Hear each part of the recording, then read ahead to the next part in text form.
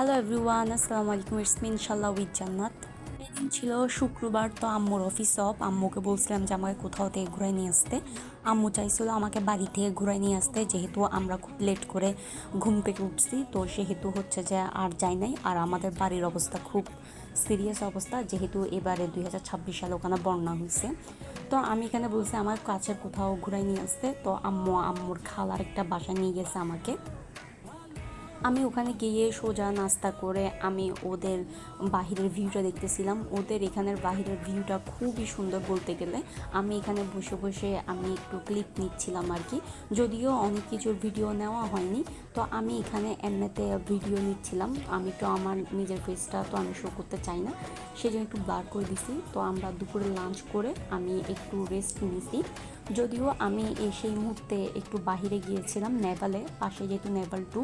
তো আমি সেই ভিডিওটা এটার পরেই আপলোড করব। তো আমি এখানে একটা বাবুকে আদর করতেছিলাম, বাবুটা খুবই কিউট ছিল।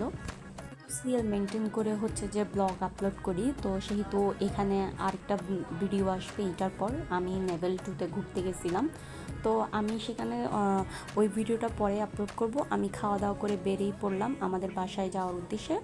বাসায় আস্তে আস্তে রাত হয়ে গেছে। তো আজকের ভিডিওটা ছিল এতটুকুই। নেক্সট কোনো ভিডিওতে দেখা হবে। আল্লাহ হাফিজ, বাই।